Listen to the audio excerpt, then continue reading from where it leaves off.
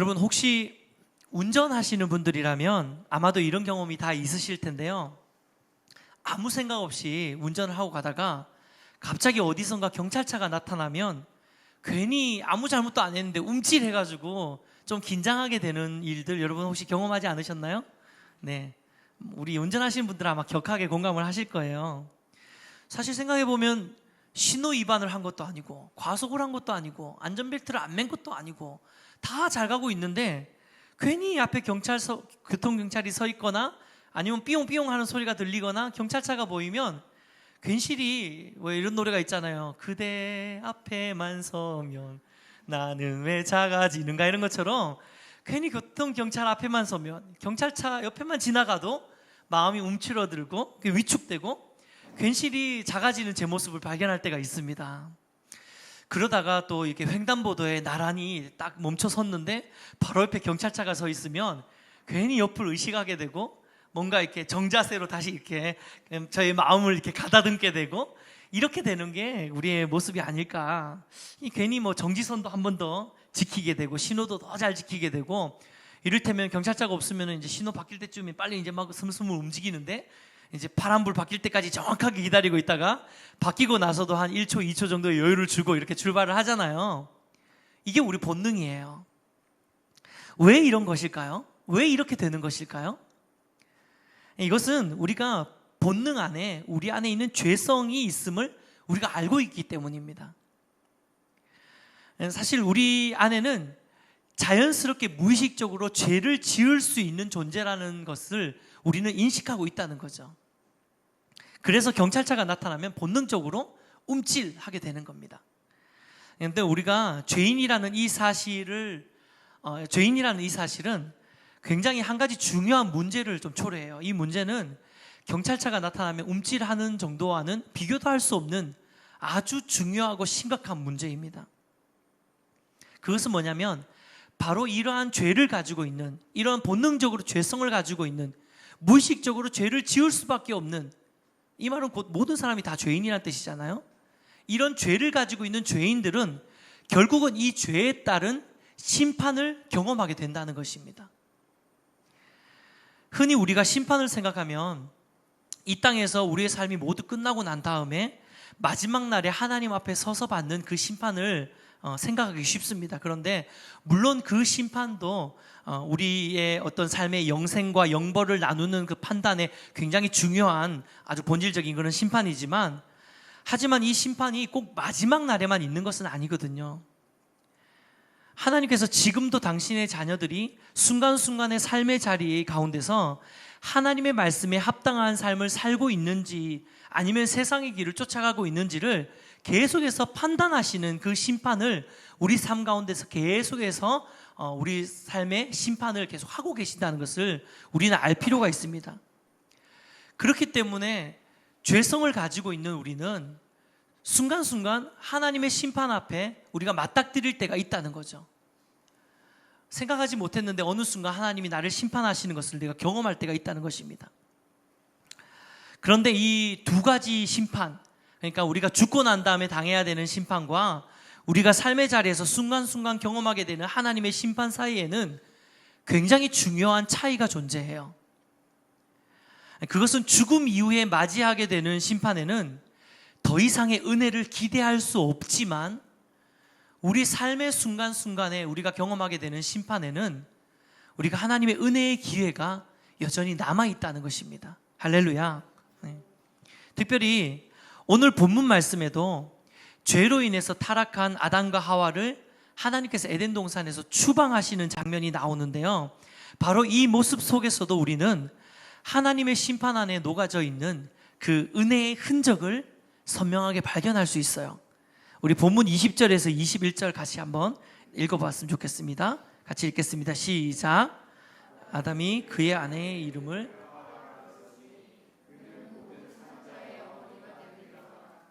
여호와 하나님이 아담과 그의 아내를 위하여 가죽옷을 지어 입히시니라.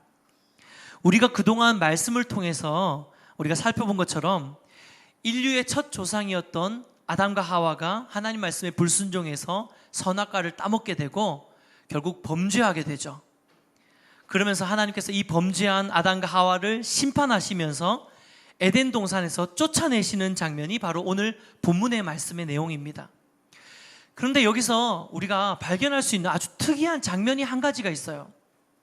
그것은 뭐냐면 분명히 하나님이 아담과 하와가 범죄하여서 에덴 동산에서 지금 추방하고 계시는 장면임에도 불구하고 하나님이 아담과 하와에게 가죽옷을 직접 지어서 그 가죽옷을 챙겨 입히시는 장면을 오늘 본문에서 우리는 발견하게 된다는 거죠.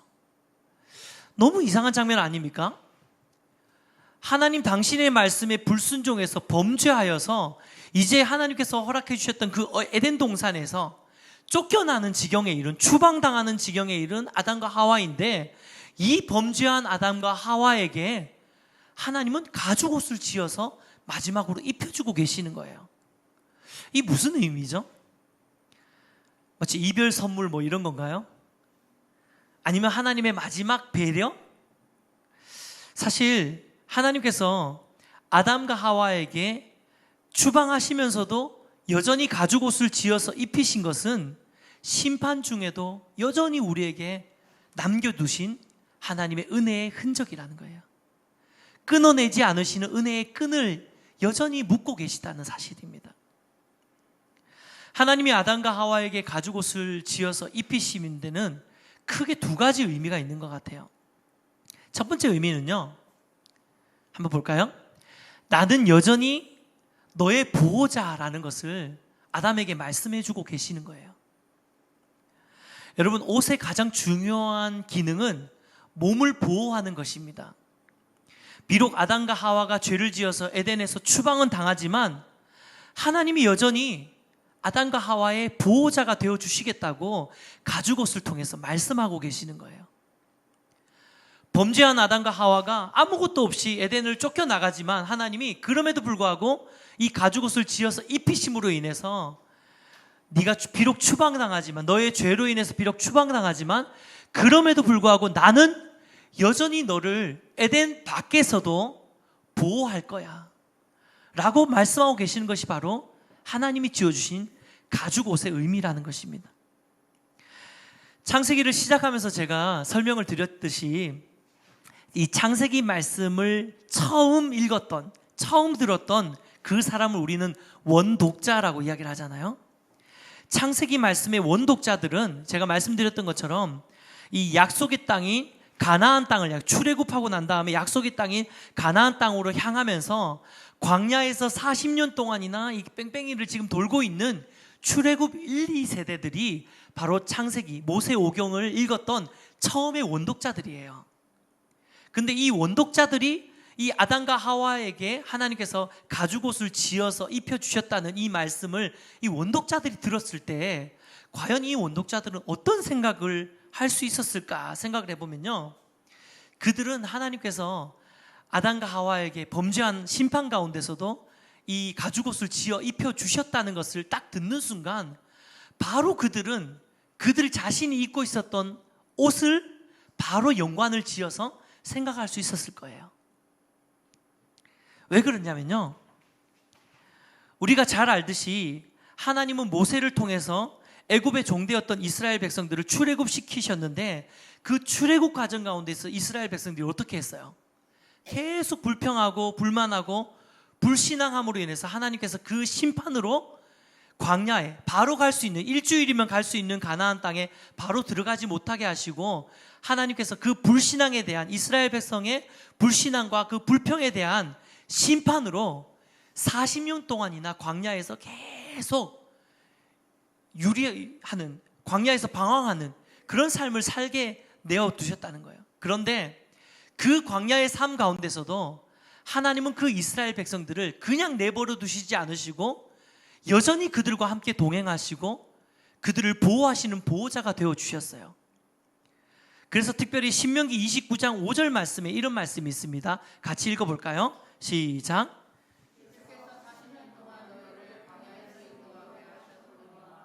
너희 몸의 옷이 낡아지지 아니하였고 너희 발의 신이 헤어지지 아니하였으며.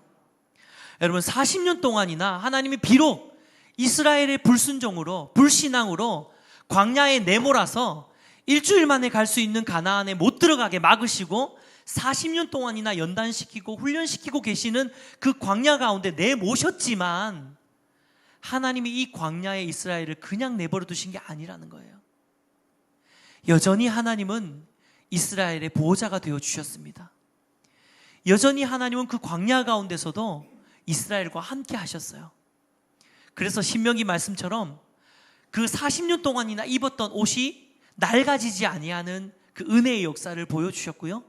40년 동안이나 그 험한 길을 가는, 광야 길을 가는 그 신발이 헤어지지 않는 그런 놀라운 기적과 같은 은혜의 역사를 하나님이 계속해서 이스라엘에게 보여주고 계신다는 거죠. 이게 뭡니까?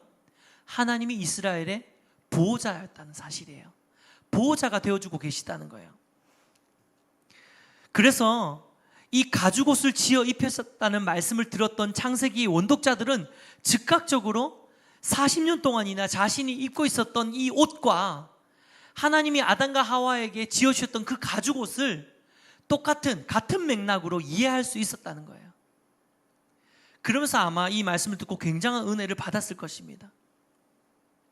사랑하는 여러분, 하나님께서 아담과 하와에게 주셨던 이 가죽옷, 그리고 하나님께서 이스라엘 백성들이 40년 동안 광야에서 낡아지지 않도록 보호하고 계셨던 그 옷은 바로 심판 가운데서도 정말 죄로 인해서 내어버림을 받아도 마땅한 우리를 그럼에도 불구하고 여전히 자격 없는 자에게 베풀어 주고 계시는 하나님의 헤세드의 은혜라는 거예요. 우리 하나님은 심판 중에도 그 사랑과 은혜의 끈을 여전히 우리를 향해서 놓지 아니하시는 우리의 참된 보호자 되심을 믿으시길 주님의 이름으로 축복합니다. 여러분, 우리 삶도 마찬가지예요. 지나온 삶들을 돌아보면 우리의 죄와 연약함으로 인해서 하나님 우리를 심판하셨던 일들이 얼마나 많았습니까? 그때는 몰랐는데 지금 돌아보니까 그게 하나님의 심판이었구나. 그때는 너무 힘들어가지고 정말 하나님을 원망하고, 하나님 왜 나에게 이런 시련을 주시고 왜 나에게 이런 고통을 주십니까? 라고 하나님을 원망했는데 돌이켜보니까 그게 내 죄로 인해서 받는 하나님의 심판이었구나. 이런 일들을 우리가 떠올릴 때가 굉장히 많잖아요. 돌아보면 우리 삶 가운데.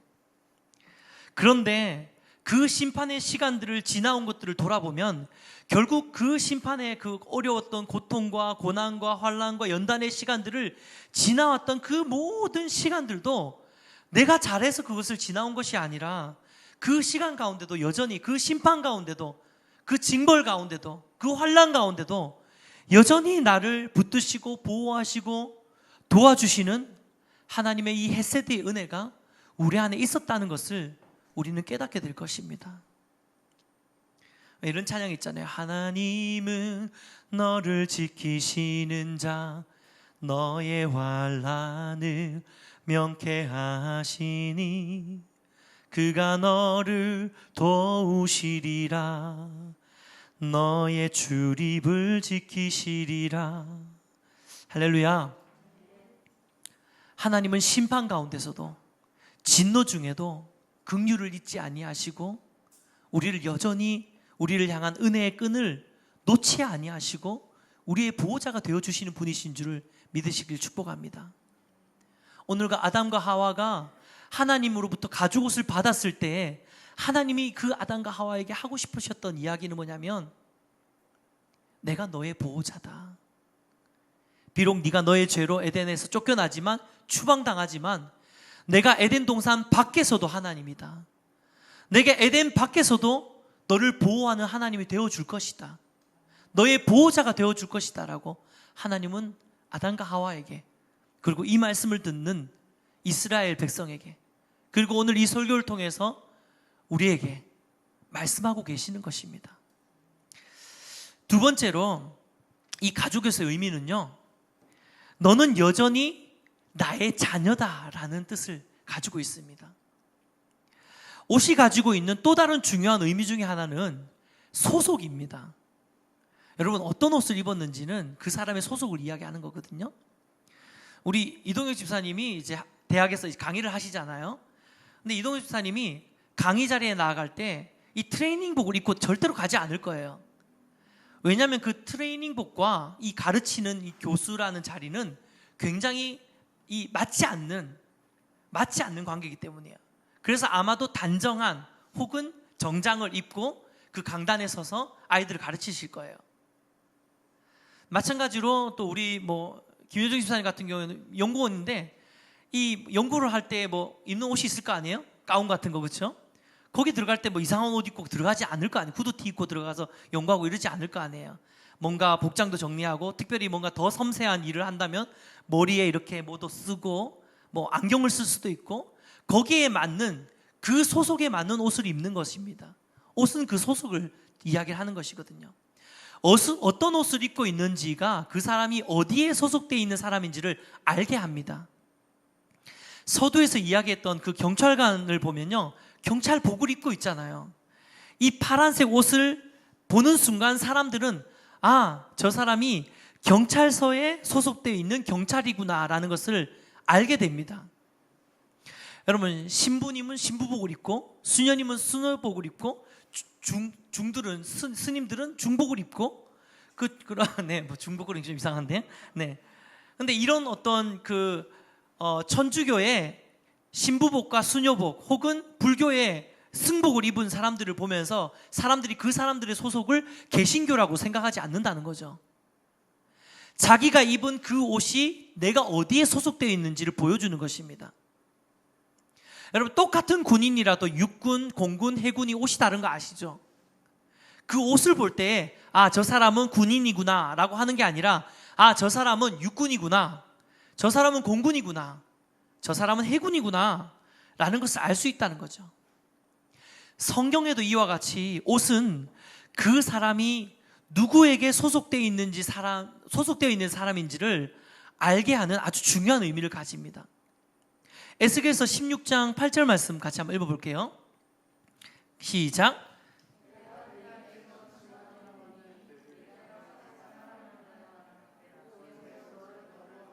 벌거벗은 것을 가리고 내게 맹세하고 언약하여 너를 내게 속하게 하였느니라. 나 주 여호와의 말이니라.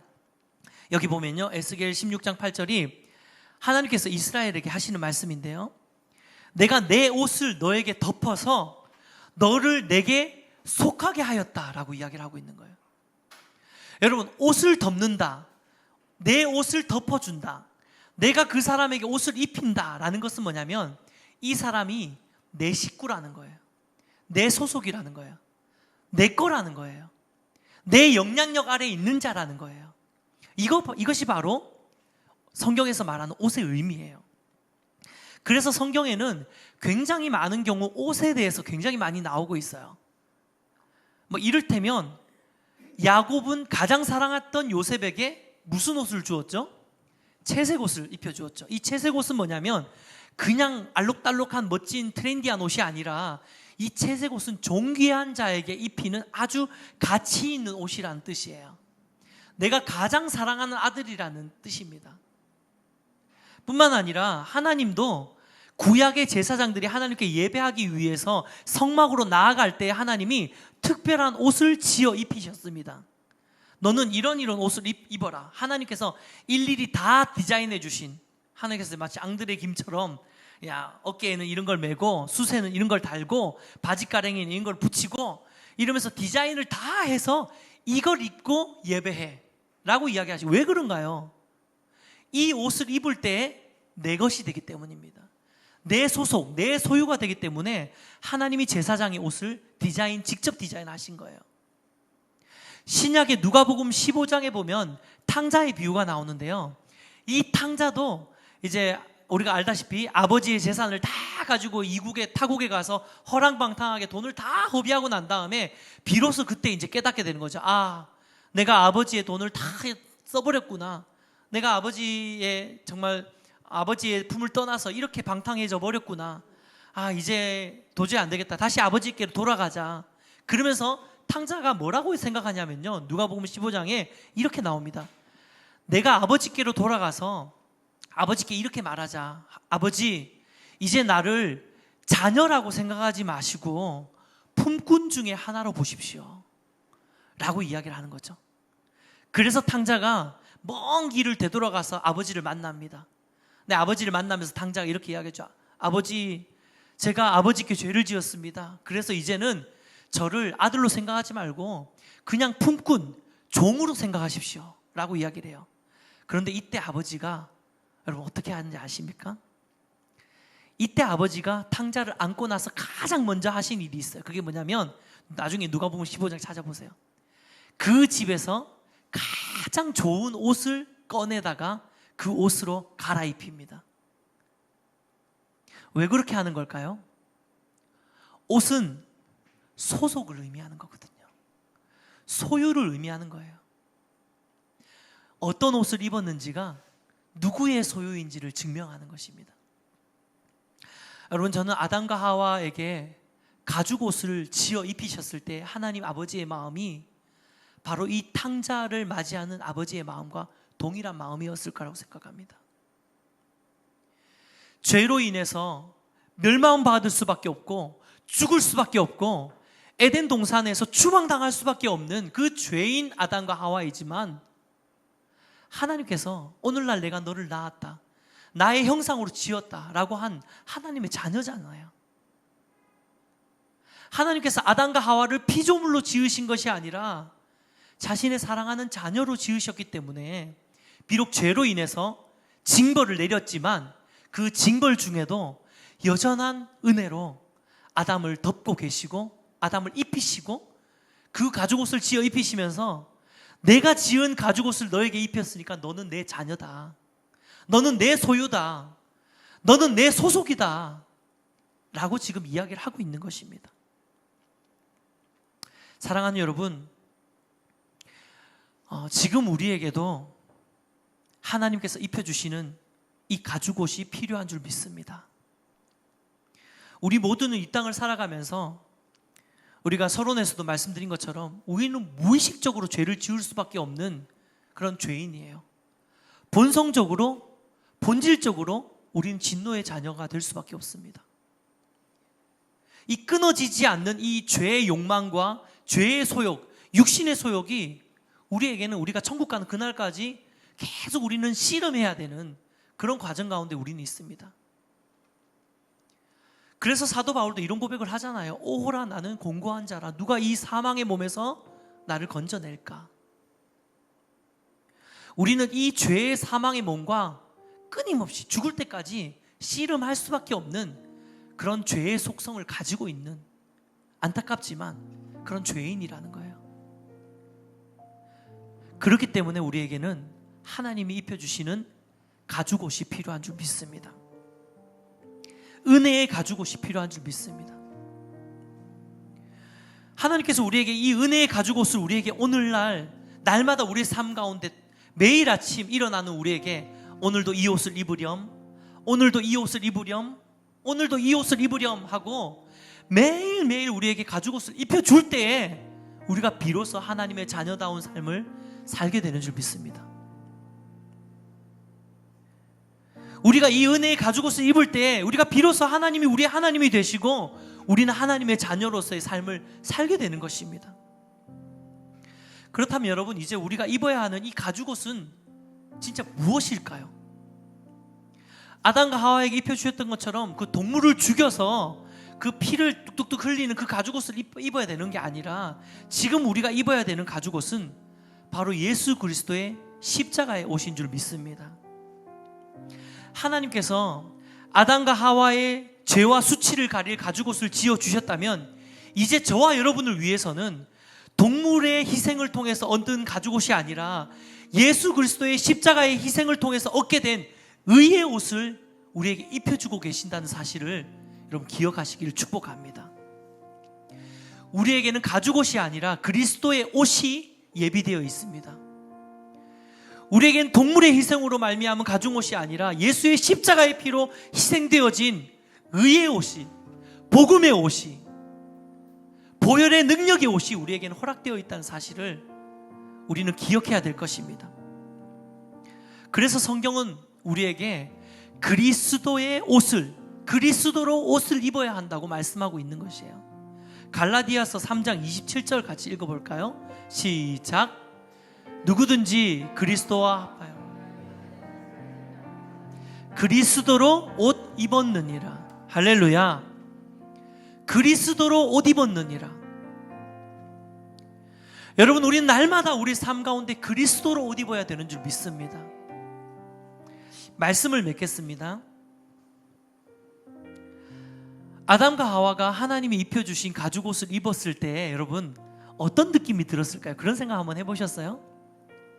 이제 막 추방당하고 있는데 하나님께서 가죽옷을 이렇게 입혀주신 거예요. 어떤 기분 들었을까요? 멋진 그 신상 가죽 자켓을 얻은 그런 기분이었을까요? 아니면은 막 멋들어진 모피 코트를 하나 얻은 그런 느낌이었을까요? 전혀 아니었을 거예요. 오히려 굉장히 처참한 기분이 들었을 것입니다. 죄로 인해서 죽어야 될 나 대신에 무고한 동물을 죽여야 했습니다. 제가 아는 그 지인 목사님은 실제로 구약 제사의 과정을 그대로 따라해 보려고 1년에 한 번씩 양을 잡으시는 분이 계세요. 그래서 많은 사람들을 모아놓고 같이 양을 잡는 그런 퍼포먼스를 하시는 목사님 계시는데, 그 목사님이 이런 말씀을 하시더라고요. 제사를 드릴 때, 양을 잡을 때 굉장히 거룩하게 와서 양을 팍 잡으면서 피를 쫙 하면서 이렇게 막 제사를 드릴 것 같죠? 전혀 아니라는 거예요. 양 잡을 때 그렇게 처참하고 그렇게 비참하지 않네요. 그리고 그분이 이런 이야기 하더라고요. 여러분, 양 잘 안 죽습니다 이러더라고요. 여러분, 양 잘 안 죽어요. 여러분 생각하는 것처럼 이렇게 칼로 툭 찌르면 금방 죽을 것 같죠? 그렇지 않다는 거예요. 그 동물을 잡기 위해서 죽일 때에 그 온 막 바닥은 막 피 철갑이 되죠. 막 피천지 피바다가 되는 거고요. 그리고 목이 잘려도 꿈틀꿈틀거리죠. 죽이는 것도 쉽지 않죠. 그 껍질 벗기는 건 오죽도 쉽지 않죠. 각을 뜨는 것도 쉽지 않아요. 하나부터 열까지 그 하는 모든 과정들이 얼마나 처참한지를 실제로 이것을 잡아본 사람들 그렇게 이야기를 하더라고요. 여러분, 아마 이 가죽옷, 하나님께서 가죽옷을 지어 입히셨지만 이 동물을 잡는 것은 아담이 했을 거예요. 직접 하나님이 하시지 않았을 거예요.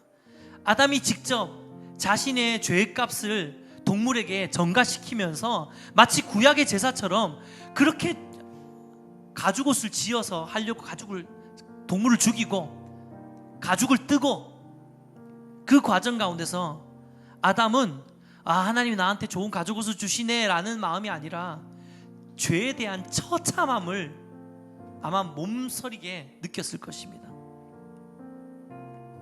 사랑하는 여러분, 오늘 하나님께서 저와 여러분에게 주신 어린 양 대신 예수 그리스도의 보혈의 피값의 옷도 이와 마찬가지예요. 우리는 예수님의 십자가를 너무 쉽게 입습니다. 예수님의 보혈을 너무 쉽게 생각해요. 예수님의 십자가로 이루신 그 의의 옷을 입는 것을 너무 쉽게 생각하니까 우리는 우리의 삶 가운데서 너무 쉽게 죄를 짓는 거예요. 예수님께서 우리를 위해서 마치 아담이 죽였던 그 동물처럼, 마치 구약에서 죽였던 그 어린 양처럼 예수님께서 그렇게 비참하게 죽으셨습니다. 쉽게 다 거룩하게 그렇게 죽으신 거 아니에요. 있어 보이게 그냥 한 방에 딱 죽으신 거 아니에요. 치열하게 십자가 앞에서 목말라 하셨고, 치열하게 갈증하셨고, 치열하게 수치와 조롱을 당하셨습니다. 그렇게 해서 우리에게 주신 것이 그리스도의 십자가의 의의 옷인 줄 믿습니다. 그런데 우리가 이 의의 옷을 날마다 입으면서 이것을 그냥 굉장히 간단하게 하나님 나에게 의의 옷을 주셨네? 하나님 나의 죄를 사해 주셨네? 하나님 나에게 은혜를 주시고 계시네? 오늘도 하나님 나와 함께 동행하시겠지? 오늘도 하나님 나의 보호자가 되시겠지? 이렇게 가볍게 하나님의 십자가를 입을 수 없다는 거예요. 우리는 날마다 우리에게 허락하신 그 십자가의 은혜와 감격과 그 의의 옷을 입을 때마다, 그 십자가를 입을 때마다 우리 죄에 대한 처절한 인식을 하셔야 된다는 것입니다. 아, 내 죄로 인해서 예수 그리스도께서 십자가에 못 박히셨구나. 그 놀라운 핏값으로 내가 얻은 이 귀중한 의의 옷을 내 죄로 인해서 버리지 말아야 되겠구나. 날마다 삶 가운데서 내가 입고 있는 이 옷, 의의 옷에 더러운 죄를 묻히지 않아야 되겠구나. 여러분, 그것이 은혜 받은 자의 마땅한 마음 아닙니까? 여러분, 이 시간 우리가 다시 한번 하나님이 우리에게 주신 이 가죽옷, 하나님이 우리에게 주신 이 십자가의 의의 옷 앞에서 우리의 삶을 돌아보기를 원합니다. 그러면서 여러분 다시 한번 결단하기 원합니다. 그동안 너무 쉽게 예수 그리스도의 보혈의 은혜를 누리며 살지는 않았습니까? 이제는 조금 더 준엄하게 우리가 그 십자가의 의의 옷을 입으면서 믿음으로 결단하시는 저와 여러분 되시기를 주님의 이름으로 축복해 드립니다.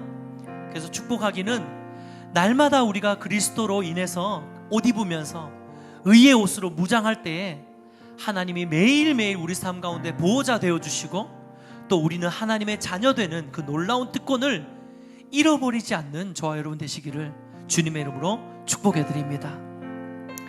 이 시간 말씀을 붙들고 함께 우리 믿음으로 결단하며 기도했으면 좋겠는데요, 먼저는 우리가 하나님 앞에 우리의 삶을 좀 돌아보면서, 하나님, 우리가 십자가로 인해서 하나님 우리에게 주신 그 의의 옷을 입으면서도 너무 쉽게 그 의의 옷을 더럽히며 살았습니다.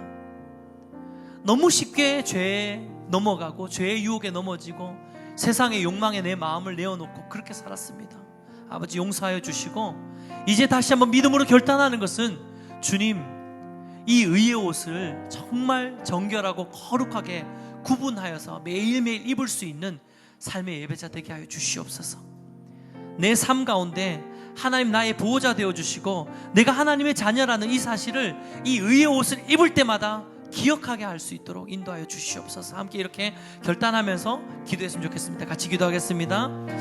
아버지 하나님, 감사합니다. 오늘도 우리에게 하나님 주시는 이 의의 옷, 이 십자가의 보혈의 능력이 얼마나 우리에게 큰 은혜인지를 다시 한번 알게 하여 주신 것 감사합니다. 하나님, 우리 삶에서 얼마나 많은 순간 우리가 하나님 앞에 죄를 짓고 하나님 말씀에 불순종하고 불신앙하며 살았던 시간들이 얼마나 많았습니까? 아버지 하나님, 예수 그리스도의 핏값으로 사신 이 의의 옷을 하나님 죄로 인해 물들이지 않도록 축복하여 주시옵소서. 아버지 하나님, 예수 그리스도로 인해서 정말 그 처절한 죽음의 대가를 지불하고 희생의 제물로 지불하고 주신 이 의의 옷을, 이 그리스도의 옷을 입을 때에 날마다 주님 앞에 감사하는 마음이 회복되어지게 하시고 이것을 하나님 가볍게 여기지 않도록 도와주시고 우리 삶의 자리에서 날마다 이 옷으로 깨끗하게 무장하여서 하나님 우리의 보호자 되시고 우리는 하나님의 자녀되다는 이 사실을 우리가 늘 기억하는 우리가 될 수 있도록 주님 축복하여 주시옵소서. 하나님, 이러한 은혜가 우리 한 사람 한 사람 가운데 회복되어질 수 있도록 도와주시고 특별히 하나님 우리 청년들을 주님 축복하여 주셔서 하나님 청년의 때에 공고한 날에 이르기 전에 창조주 하나님을 기억하며 하나님 여호와 하나님의 그 피 묻은 의의 옷을 입는 우리 모든 청년들, 우리 모든 다음 세대들 될 수 있도록 주님 또한 축복하여 주시옵소서. 아버지 하나님, 그렇게 행하실 주님을 기대하고 소망합니다. 하나님 감사합니다. 오늘도 말씀을 통하여서 죄로 인해서 심판받을 수밖에 없는 우리에게 하나님께서 가죽옷을 지어 입히시고 그리스도의 십자가로 의의 옷을 지어 입히시는 이 놀라운 은혜를 다시 한번 돌아볼 수 있도록 인도하여 주신 것 감사드립니다. 하나님, 이 시간 믿음으로 우리 결단하는 것은 이 은혜를 붙들고 이 의의 옷을 입음으로 말미암아 날마다 매 순간 하나님은 우리의 보호자 되어주시고 우리는 하나님의 자녀되는 이 은혜의 특권들을 잃어버리지 않는 우리 모두가 될 수 있도록 축복하여 주시옵소서. 날마다 의의 옷을 입는 우리가 되게 하여 주시옵소서.